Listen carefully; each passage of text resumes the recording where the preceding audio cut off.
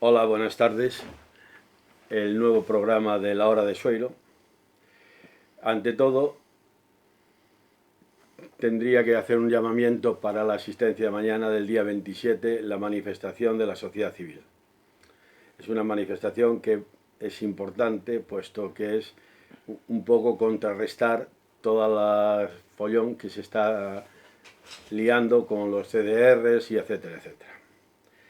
Bien, hoy tengo el honor y la satisfacción de hacerle una entrevista que me concedió, cosa extraña porque él normalmente no suele conceder muchas entrevistas, porque es una persona muy ocupada. Pero a ti no te puedo negar nada, Santiago. Muchas gracias. Un catedrático de Derecho Tributario, doctor en Derecho,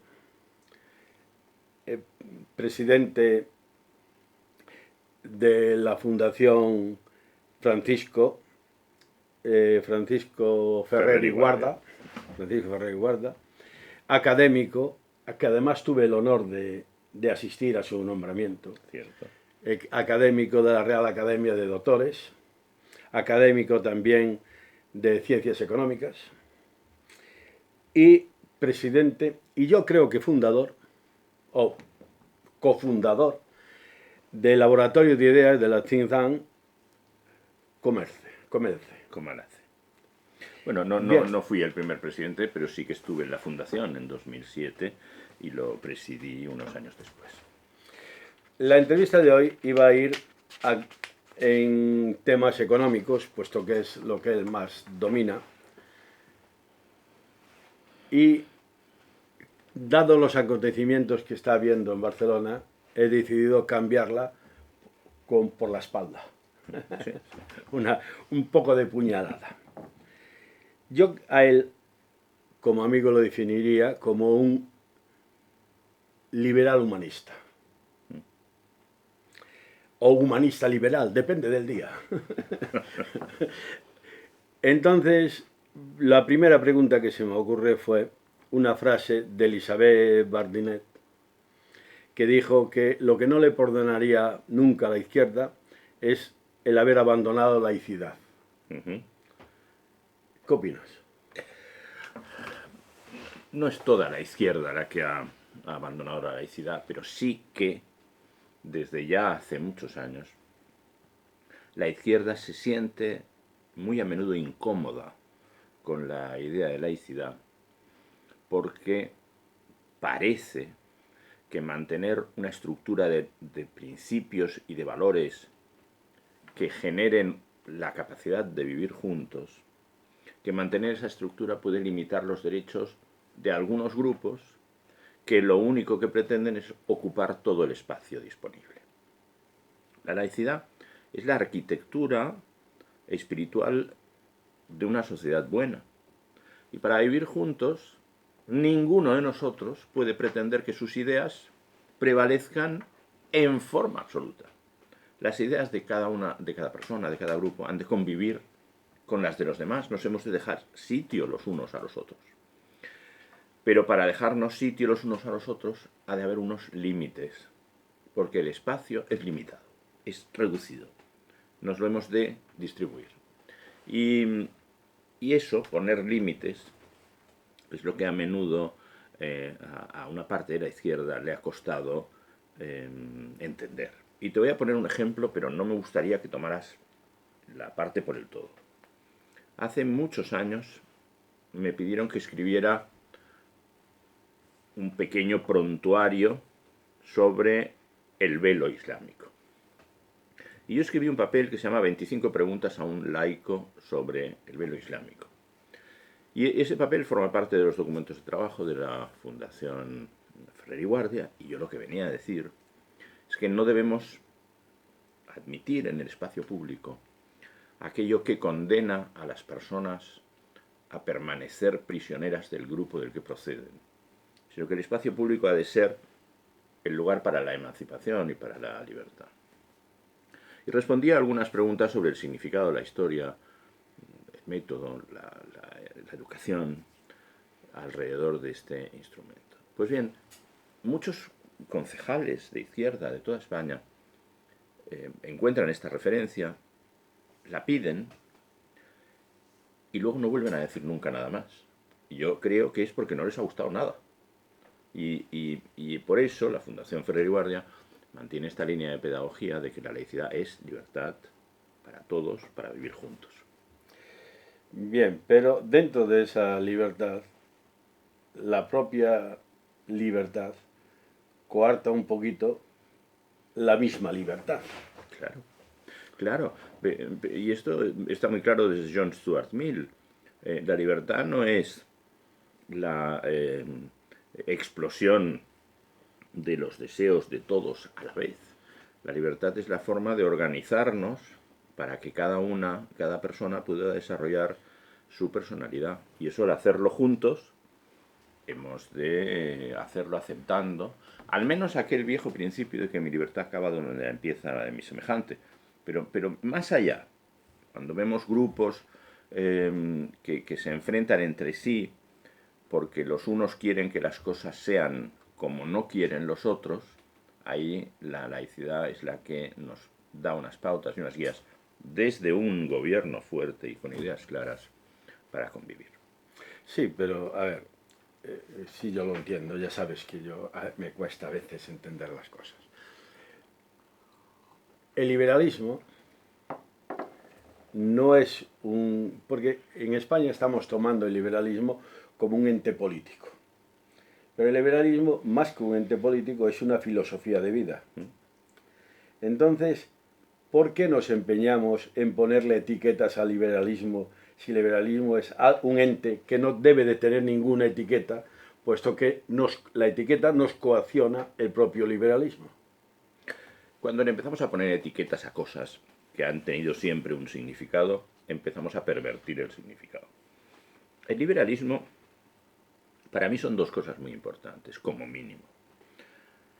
De un lado, la defensa frente a los excesos del poder. Efectivamente. Y esto se necesita siempre, porque el poder tiende a extralimitarse. Y sobre todo si el poder está un poco corrompido. Si está un poco corrompido o muy corrompido, seguro. Pero incluso no estándolo, el ejercicio del poder tiende a desbordar su propia concepción, a no ser que quien lo ejerza sea una persona excelsa, con ideas muy claras, de respeto a las propias ideas y a las de los demás. Pero el poder que tiende a desbordarse, y el poder cuanto más próximo, más agobiante es, requiere como contrapartida el liberalismo como protección de los que requieren protección, que somos todos, y en especial aquellos que, por un motivo u otro, tienen un carácter de debilidad o que han perdido el trabajo, o que están enfermos o que han alcanzado una avanzada edad. El liberalismo protege a la gente contra el abandono, contra el olvido, contra los excesos del poder. Y para mí el liberalismo es una segunda cosa muy importante. El liberalismo es el que ha construido las naciones europeas en general y España en particular.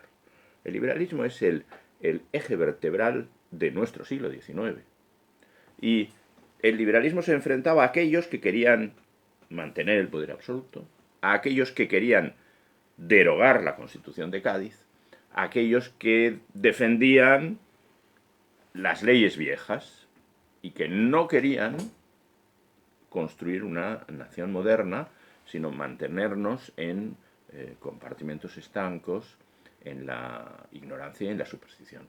Y el liberalismo es ese motor que genera el descubrimiento de España como nación, el descubrimiento de la educación como el único motor del cambio social, pero en un país tan complicado como aquel en el que Godoy, infame por tantos aspectos, pero no por este, cuando crea el Ministerio de Instrucción Pública para educar a los españoles, a los pocos días el edificio es incendiado por la plebe que no quería la instrucción y quería la pervivencia de las cadenas. El liberalismo es el rompimiento de las cadenas. Y ese rompimiento de las cadenas es tan apasionante, tiene una capacidad de unificación de la sociedad tan verdaderamente eficiente que convierte al liberalismo en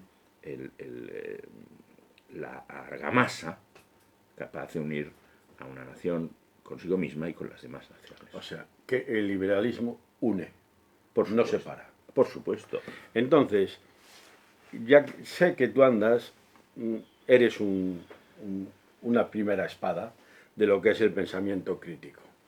Explícame por qué los nacionalismos estos, yo les llamo nacionalismos conversos, como son la independencia de Cataluña, pero no solo de este lado, porque de este lado, nos guste o no nos guste, son, digamos, un poco aburguesados, sino también del otro lado, que van siempre, tanto la extrema izquierda como los nacionalismos van siempre contra el pensamiento crítico. ¿Por qué le temen al pensamiento crítico? Porque todos aquellos movimientos que se basan en la simplificación de las cosas, en enfrentar la complejidad de nuestra vida colectiva desde frases de 140 caracteres, tienen que construir un pensamiento único, sencillo, simplificado, de breves preguntas y respuestas y sobre todo de instrucciones generales dirigidas a la gente para que obedezcan y dejen de pensar.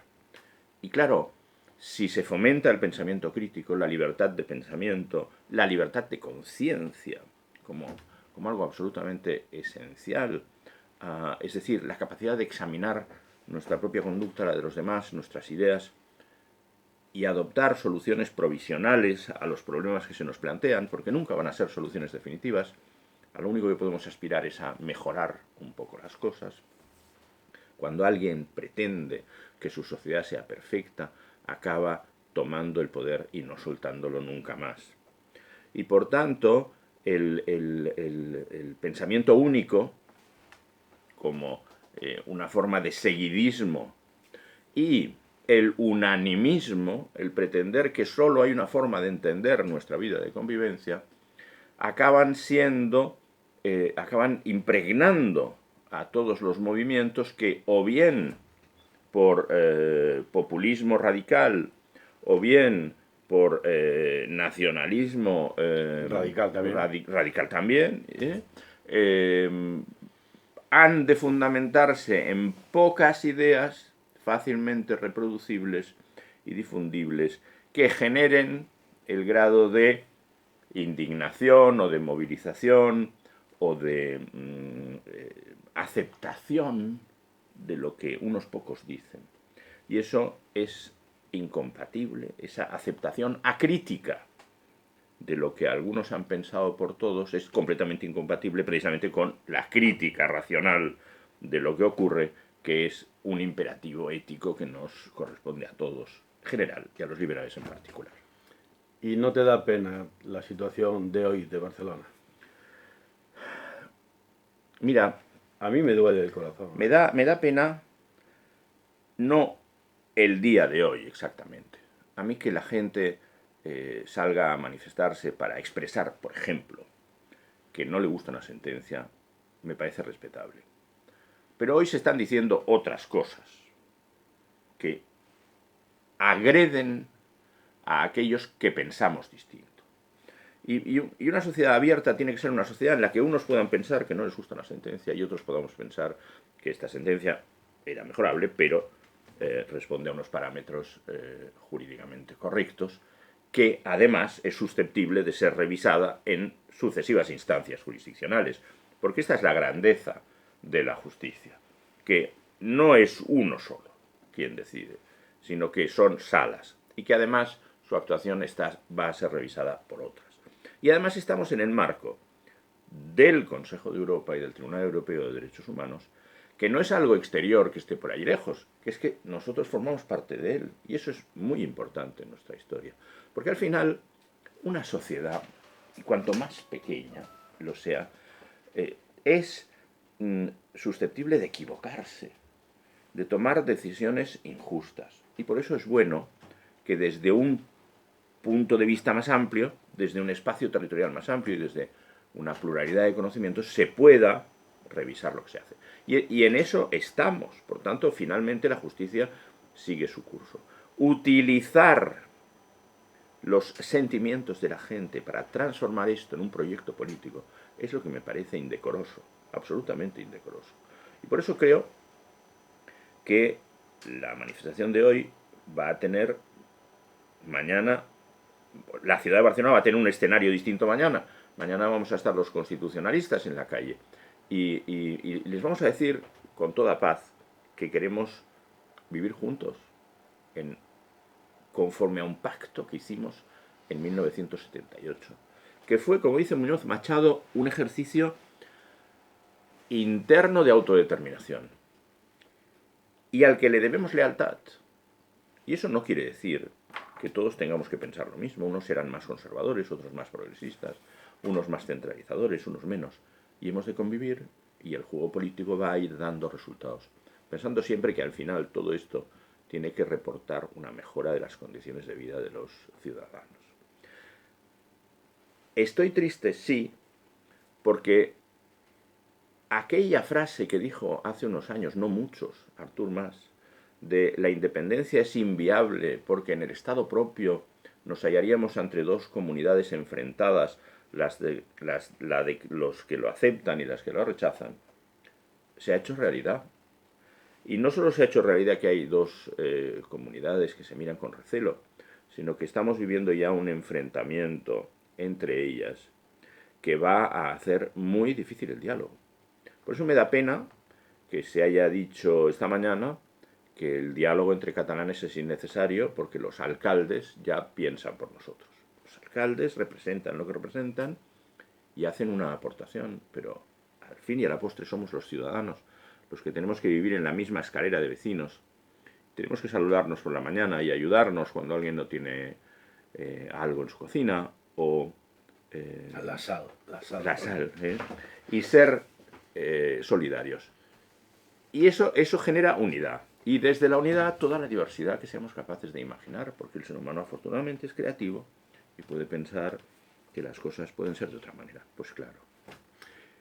Hay una frase que corre por Barcelona, que es que la decimos muchos, pero quisiera oírlas de una persona erudita como tú, y es: ¿hasta qué punto todo este montaje fue un engaño a la ciudadanía? Bueno, yo observo la realidad de lo que ha acontecido, pero me remito a lo que algunos de los protagonistas han dicho. Y una de las protagonistas dijo que esto era un juego de póker de farol. Otro de los protagonistas, Santi Vila, dijo era solo tensionar las cosas para conseguir una negociación con el Estado. Es evidente que el día en que más o menos parece que de una forma alambicada se promulga la independencia, el presidente de la Generalitat ya tenía previsto desde hace algunos días refugiarse en otro país.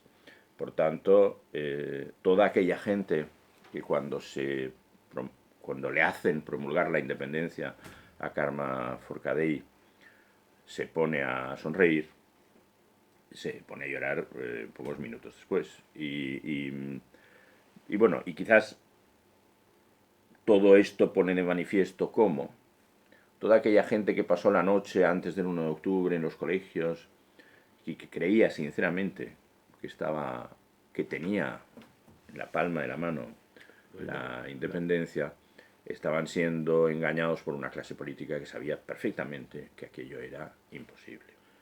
O bien, el engaño podía ser todavía peor, pero de esto no tengo ninguna prueba, que era: vamos a ver si con todo este movimiento la gente sale a la calle y toma espontáneamente los centros de poder.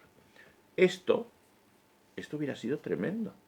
Eso no era ya un engaño para la decepción, era un engaño para producir una situación en la que mucha gente se podía haber hecho daño.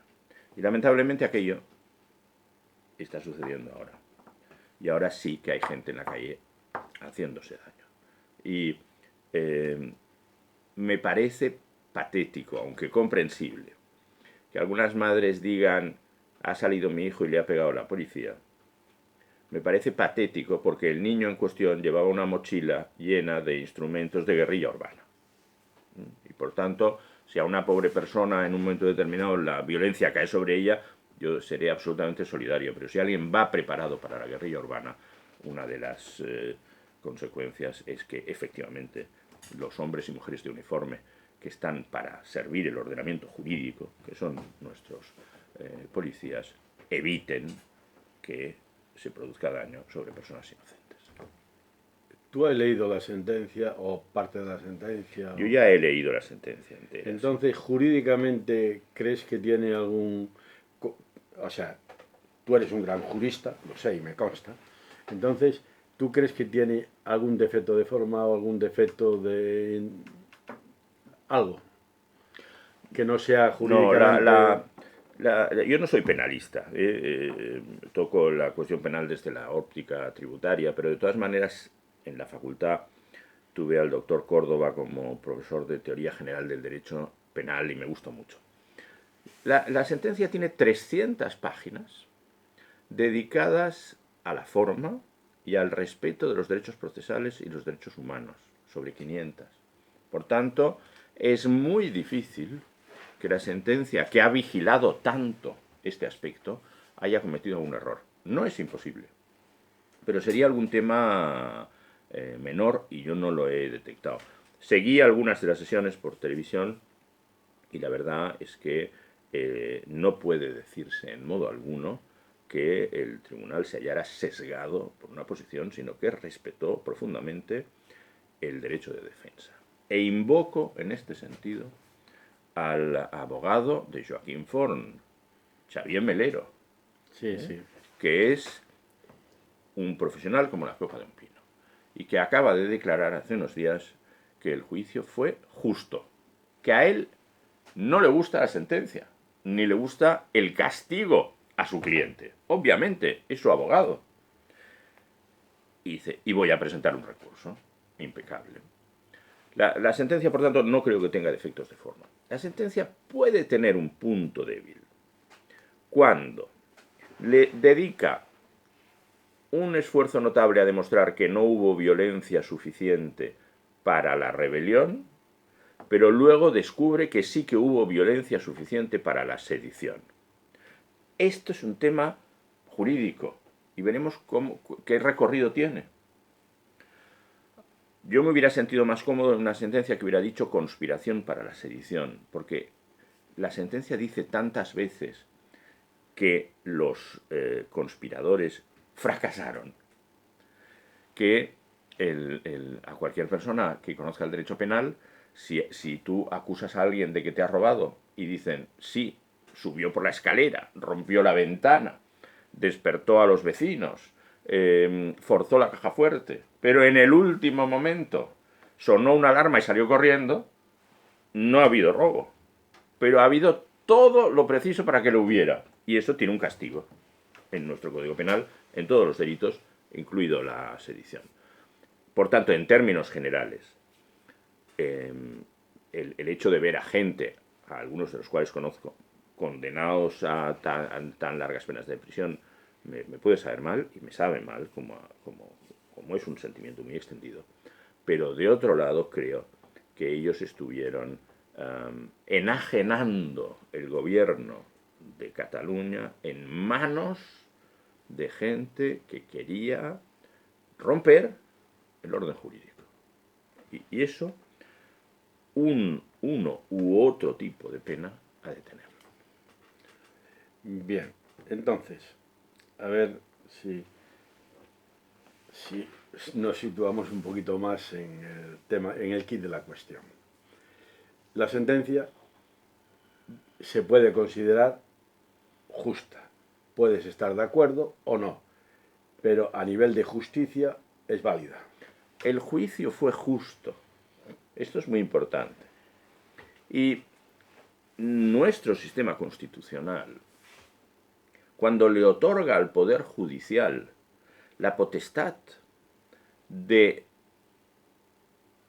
analizar y evaluar las conductas y ver si merecen o no un castigo, les está dando el poder al Poder Judicial, le está dando esa potestad al Poder Judicial, porque realmente lo que existía antes es que esta potestad la tenía el rey. Y si vas al Colegio de Abogados de Madrid, la primera pintura que encuentras en el vestíbulo es el Juicio de Salomón. Pero claro, no había Poder Judicial. Lo que pasa es que Salomón era un rey muy listo. Y en ese supuesto de quién era la madre, acertó en el método. Pero luego, a partir de la Revolución Francesa, le hemos dado esta potestad a los jueces.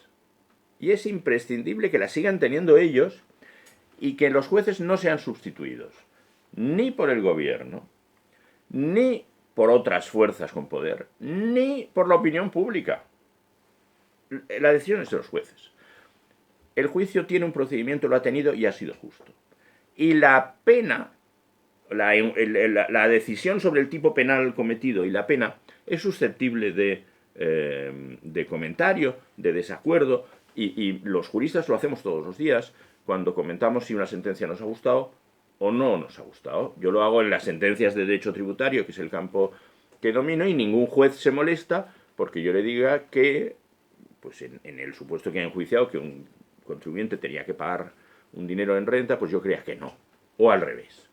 Pues aquí los jueces, en un asunto complicado, con una gran presión, han mantenido unos meses de juicio, lo han hecho con elegancia y con discreción, y los abogados han podido ejercer el derecho de defensa. Esto ha conducido a una sentencia, y esta es la que debe cumplirse.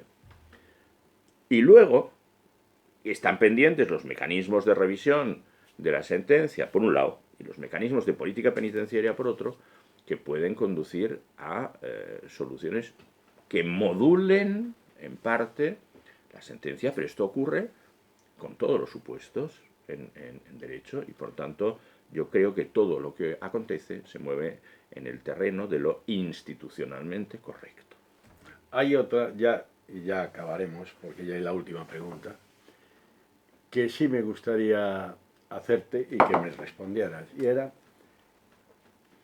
¿cómo se podría, cuánto crees que nos costaría volver a sanar la fractura social que se ha hecho? Mira, cuando en 2010, 2012 empezó lo que se llamó la desafección y se alteró el objetivo de profundizar en la autonomía para alcanzar la independencia, se estaba optando por, en lugar de estrechar los lazos de fraternidad entre los pueblos de España, por construir nuevas fronteras. Y un amigo mío dijo, lo peor de esta opción es que esto va a acabar en una enorme división y en una gran decepción. La enorme decisión es porque esto afecta a los sentimientos de la gente, de los sentimientos de los unos y de los otros, que se mueven más por lo que les sale del alma o de su historia o de sus experiencias personales, se mueven más por esto que por la razón. Y eso ha ido cavando zanjas entre nosotros. Cubrir estas zanjas va a costar mucho tiempo.